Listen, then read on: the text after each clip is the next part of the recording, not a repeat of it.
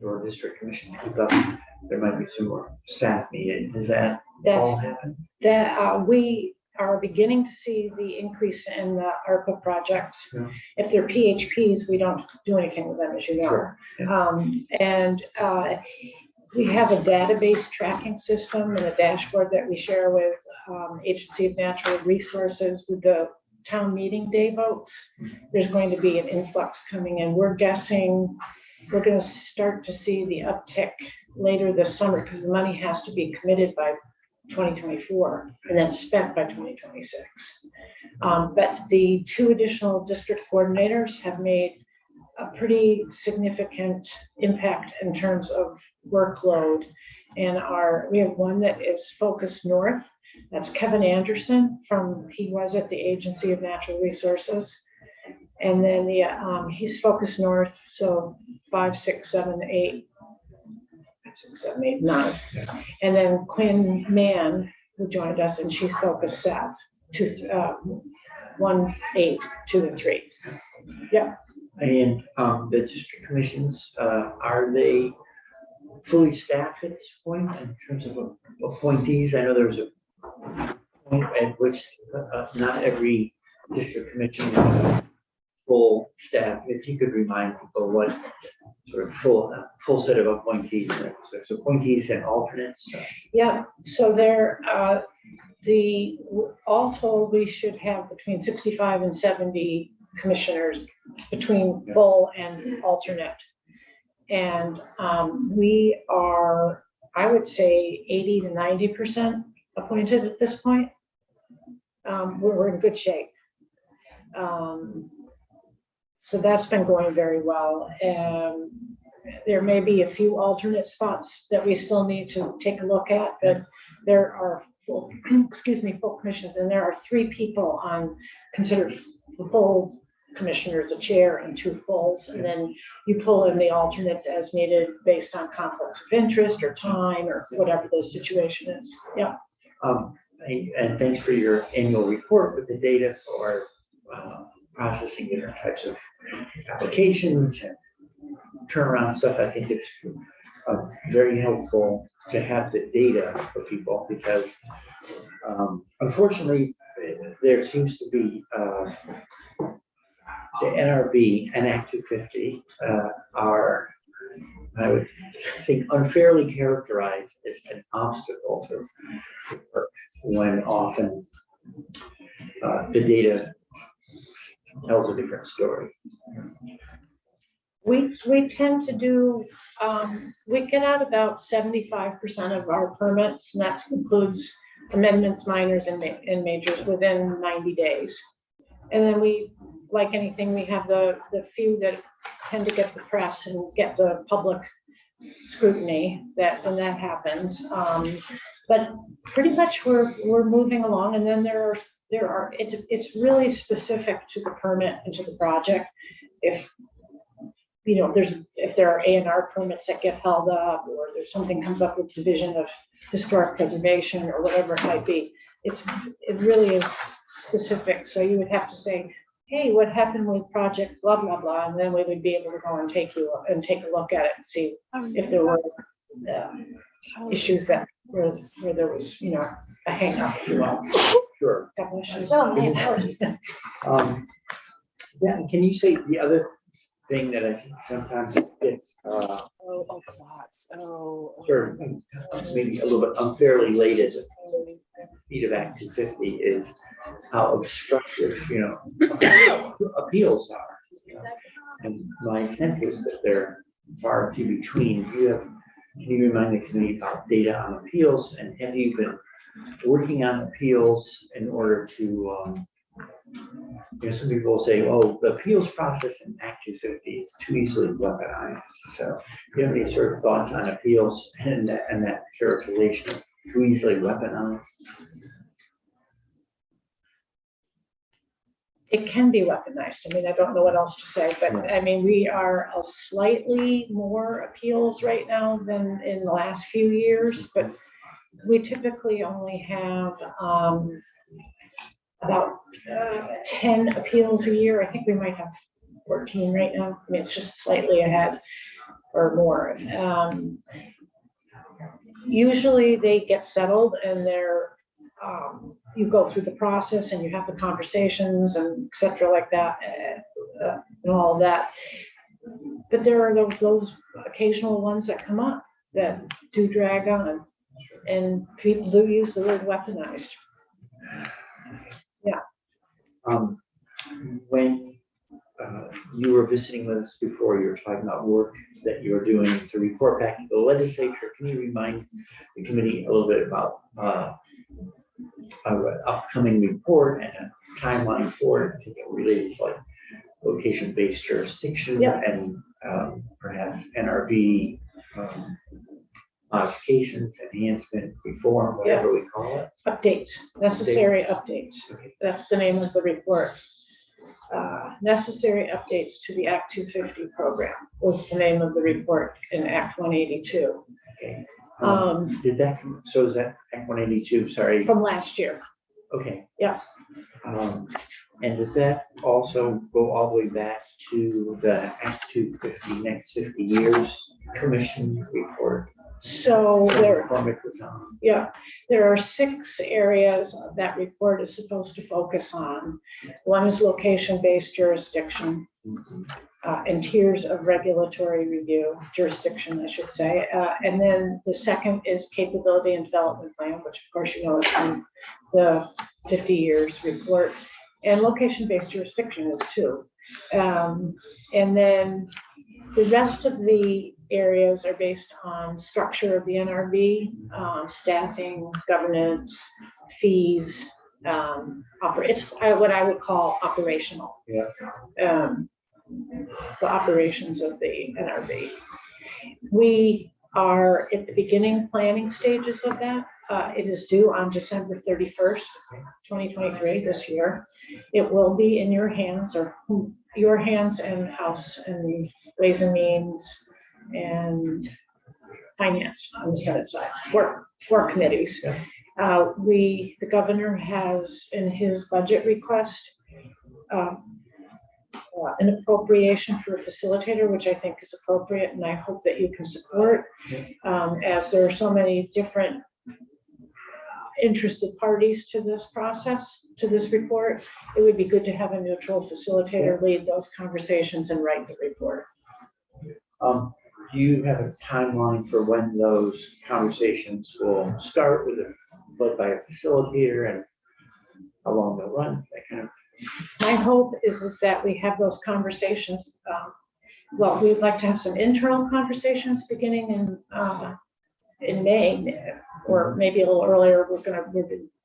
We need to identify our stakeholders and bring all the folks together. And then our intent is to break these conversations into 3 topic areas: location-based jurisdiction, the capability and development plan, and then the third area would be kind of the operational part, which I was just saying, and invite stakeholders to participate in whichever topic area, or all 3 if they're interested, and then have those meetings throughout the summer and be pulling together minutes, recommendations, next steps. We plan on having the stakeholders have to have homework and get us to that point. Come September, do a first draft of a report with recommendations. Have more meetings on that as a whole, instead of being broken into 3, be one big conversation. Make sure that they all align together, and then keep working on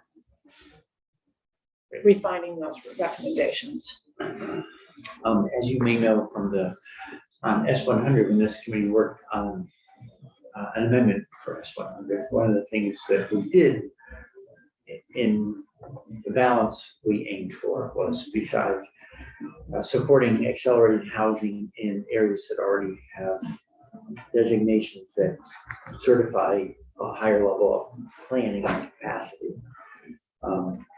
But because of this report that you're talking about, as well as ACCD's report, pending report on the designation program itself, we sunsetted the PHP provisions, waivers from Act 250. And in 2026, So that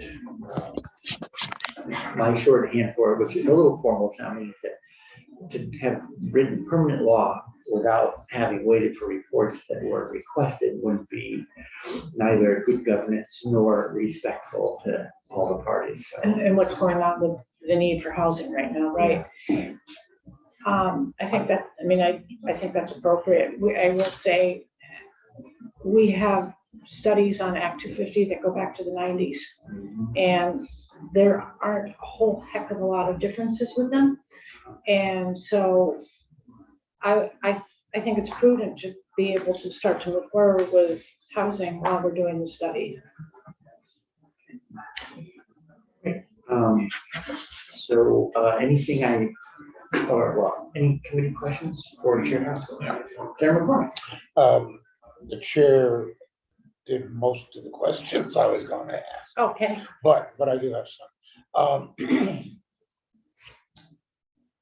Does that, let me put it bluntly, to what extent does Act 250 impede the development of housing? Good question. I think it depends on the situation. I mean, I think it depends on the situation, and that's not the answer that you want, but we try awfully hard to permit housing where it needs to be permitted. And then, as you all know, that I came in earlier this year with the information on the housing. 2,700 of units of PHPs and 3,000 of permitted units. Things come up, and there are sometimes requirements that are needed, and that does slow down the process. Okay, that leads to the next question. As things come up, are those objections that people might raise without merit? Or is a public interest served by looking into them? The things that come up, I would say, are almost entirely environmental, like we need to get this permit, not we, the applicant needs to get this permit or that permit, and it can slow up the process. And are there times where they're without merit? It would, I mean, we could look at a specific situation and go and look at the file. I don't want to say without looking and doing that. It depends upon what the objection Everything, is. yeah, it really does. Yeah. The permits, Senator McCormick. Yeah, when I hear about the process taking time, which is to say the environmental inquiry takes time. It's generally, when people mention how long it took to get a permit, the assumption is that it shouldn't have taken that long. That's the unstated part of that, which would imply that the process itself does not have value, that it's just a delay, just an inconvenience. I don't know, I'm gonna say, does Act 250 provide a benefit? What is the problem we're trying to solve here? Well, I guess that's another way of putting it, yeah. Well, If people, if you got rid of all the Act 250 requirements and people who need houses can't afford to buy them, Mark, I appreciate getting an answer to my question before you take the I would floor. appreciate too, but you're asking a witness a very difficult question Yes, I am. because it doesn't go to the question that we're gonna deal I with. would like to hear the answer. Well, Go ahead. I think it speaks bullseye to the thing we're trying to deal with. You and I disagree on that, and I have the floor. So, does Act 250 provide a benefit? Well, I mean, how can I say no? Of course it provides benefit, but I mean, people in Vermont love Act 250, but but does it need to be updated? Does it need to be re-examined? Do we have a housing crisis? Yes, yes, and yes. So, I mean,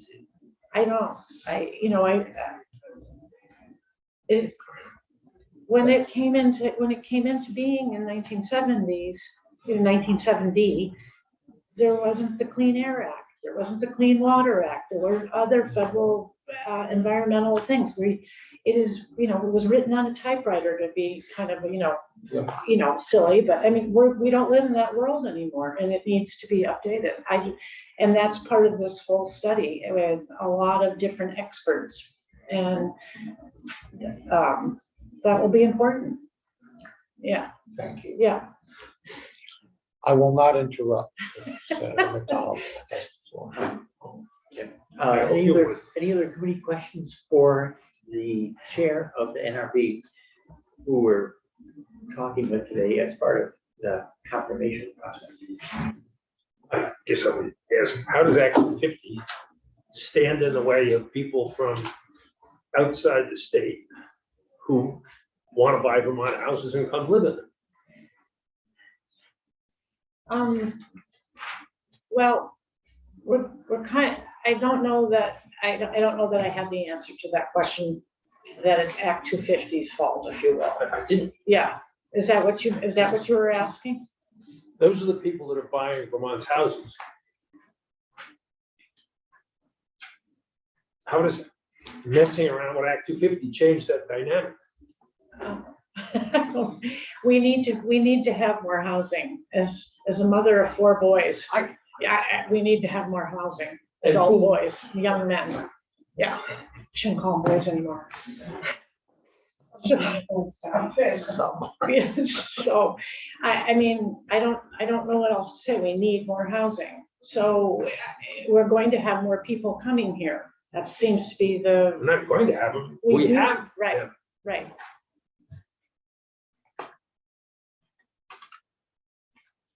How does Act 250 stand in the way of that? Well, one area is the 5-5-10 rule. I mean, if we could get up to 25, that would help a little bit. I don't know if you watched any of the governor's press conference yesterday. Who would build them? Well, I can't answer that. But you hope that if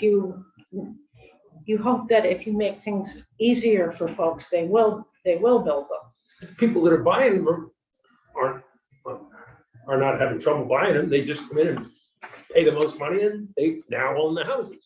Yeah, you're talking about one segment of the house buying population. There are people who live here, who work here, who don't have homes. Because they can't afford them. Right, so we want to build more.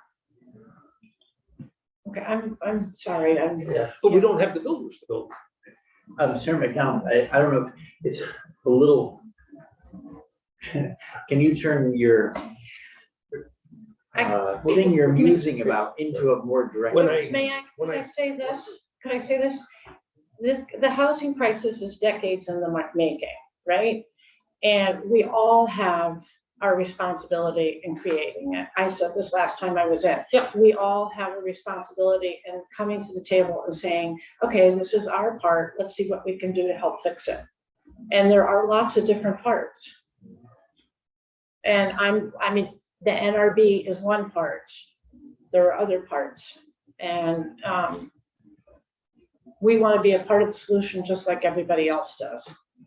So when houses are for sale, or when there are people that have free time and are eager to build houses under the current system, who gets to the head of the line of either of those two lines?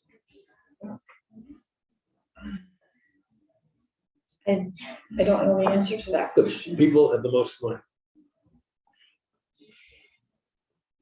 And Vermonters are the ends of those lines. So how do we deal with that? I'm not sure that I have an answer for you today. Well, when I listen to people say that Act 250 is the problem, I'm not sure that that's the problem, that Vermonters who need housing are at the end of the line and can't hire builders to build for them and can't outbid other people who seek the same dwellings when they're for sale. I mean, that's just another piece of the pie. I understand what you're saying, and but there are lots of different pieces to this housing crisis conversation. You can get into the room to be part of the conversation. Well, we have a report coming at the end of the year. That's going to be a piece of that bigger conversation. Yeah.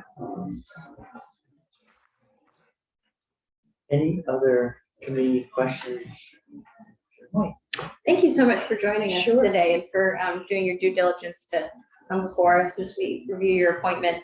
I was really impressed with your resume. It's kind of all over the place, Yeah, right? it seems like you've done everything from reporting to the amount of boards you've done, most of them I was unaware that you could do that many boards in that amount of time. So thank you so much for your public service. One of the things that intrigued me was, and I know we don't necessarily deal with it in this committee, but the connection between broadband and you've got the Fairpoint Communications Yes. side. I don't really understand what the NRV does as it relates to broadband. Yeah, do you do anything or is that relevant? So 248A, Okay. I saw it on your board, right? Yeah. You're gonna be getting it at some point. There's two bills that are associated. Yes, One is asking for another 3-year extension. I'm not gonna do as good a job of explaining this, but right now, if you're citing telecommunications, you usually go through the PUC process. If it doesn't go through the PUC process and that doesn't get extended, that'll Okay, come to Act 250. okay, But we don't, it's not a big thing for us right now, but it could be. okay, And that we're definitely keeping an eye on it, but yeah. that's something that I've been watching. Because I know that when we talk about, there's a lot of ways that access to internet and access to not having to drive to your workplace, all of those things do have implications for many parts of our lives in Vermont. And I hadn't really understood what the NRV had to do with that, as you cited. So it sounds like you've got the experience to kind of look at that. And that's very relieving to me because I get nervous when I see folks who are in positions of leadership that pertain to technology who don't have a background in understanding it. So it actually was really refreshing to see that. Yeah, and we all know that we all need broadband everywhere, You just got like, just like electricity. You? Yeah. Yes. Yeah. That's well said. Thank you. And that's all I had. Okay. Okay, any other committee questions?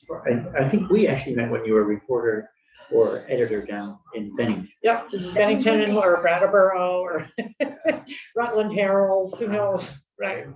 They have to be versatile. Yeah, Senator White mentioned how broad your resume is. I don't remember what position it was you had, but I had a constituent who was greatly aggrieved. I At called me? you, no, at the performance of whatever entity you were heading at the time. And I called you doing my due diligence with a complaint. And unlike most people in charge who go and defend themselves and make a great case that it's not their fault, you simply expressed sympathy for the citizen and set about making it right. I don't remember what it was. I think it had. I have a feeling I know what it was. Was it liquor and What lottery was it? related? I don't think so. It's probably with telecommunications. Yeah, Yeah, because Yeah. at the time Fairpoint was doing DSL yeah. and now they're up to fiber and all of that. And well, they're consolidated communications now, but we handled many complaints with the DSL connections. But it was one of those nights where I got the angry complaint. Yeah. I called the person. And then got to call the citizens. Okay, this is being taken care of. Yeah, Doesn't always happen that way. well, I'm glad I was able to do You're right. that. It's went back to saying we need broadband everywhere, just like we need electricity Yeah. everywhere. Yeah, Okay. yeah. There is a question you're supposed to ask everyone. Oh. Is there anything in your past that would be an embarrassment to the governor of the Commonwealth? Oh, is that really? A simple no will do. Said what? Yes, I'm aware of that. No, not for the record. No. Thank you. I mean, that is like a due diligence question. A standard Yeah. question. I don't know if it's always asked, but I've heard it before. All right, well, if thank you so much for Yeah, coming in. thank you. Good to see you. Yeah. I'm sure we'll continue conversation because of what's going on with housing this Yeah. session and I look forward to learning more about the reports that are going on. Yeah. Absolutely. Absolutely. We'll need to be getting, we haven't finished this session, but it's already time to be thinking about what we're setting up for next Of session. course, absolutely. Yep. All right, Thank you very much. thank you. Yep. Thanks. Nice to see you. So just to remind people, we will, thanks for coming in. We will vote nominees, appointees later, go through a series of them and report out the ones that we've been calling and take them. So we won't have a vote now. And do it all next week. We'll do it, we'll start on Friday. And then we'll probably, they'll be rolling along after that, but I think we take a formal vote on chairs, commissioners, secretaries, deputy And secretaries. then like a slate of the other Yes. folks. Right, Question on that? yes, So I don't know where the pieces of paper are that had the people's names on it, and it felt, I believe they're at my home. Do I need to collect those and have those exact pieces of paper? Was there something special? Copy. Okay, So, and I also emailed the phone. number, yes, so I we saw have- that. Okay. Okay, great. So I don't need the actual physical pieces of paper. Okay. Woo. Yesterday afternoon, I saw Senator White straightening out her desk, and I felt ashamed, so I went and straightened out mine. tidied up. And I found that this is not mine. I found it in a Yeah. pile of paper. Does this look familiar to No anyone? one knows who owns that, because I had seen it over at your desk, and Jude asked me, was it mine or was it Watson's? I said, I think it could be Senator McLaughlin's, but No, it's not. Maybe that's for the Smithsonian. unclaimed. Okay, it's unclaimed Archival- property is. Archival material. Yes. All right, so we have 4 and 6 minutes. We